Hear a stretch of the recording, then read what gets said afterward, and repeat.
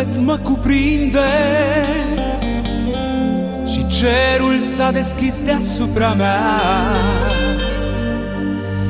Eu cred că a venit momentul să mă destăinui, draga mea,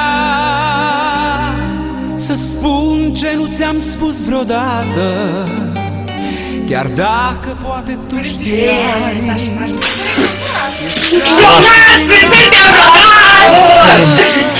În viața mea-ai trecut din de frumoasă poți să fii iubitor, ridică-ți valul să te poți vedea. Să ne așezăm aici la țărmul mării, să ești a mea. Noi toți suntem șochi. Conștient.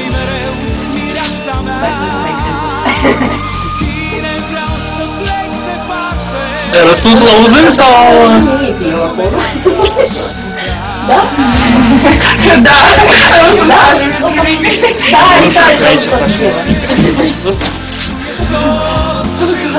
Așa.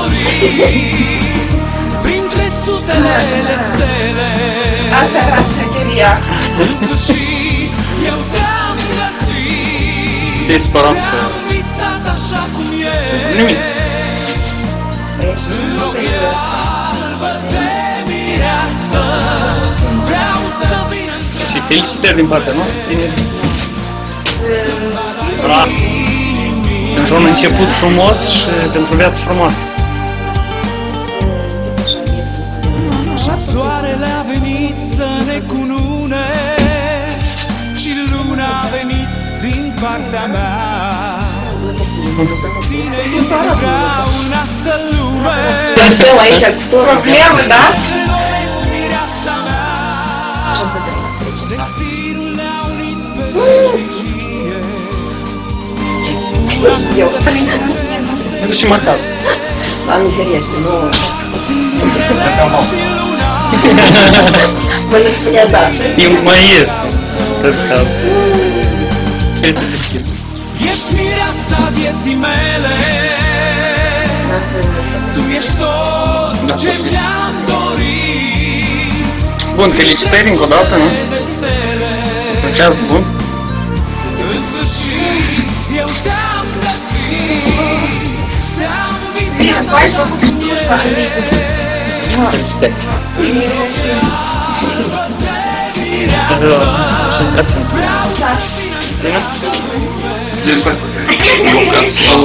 Stai jumătate de drum. Ești mireasa vieții mele, ești tot ce mi-am dorit.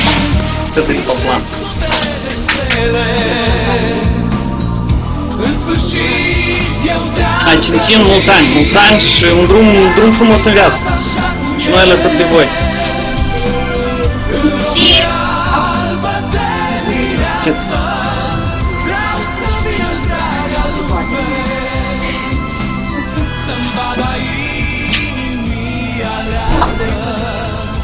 Ești mireasa vieții mele,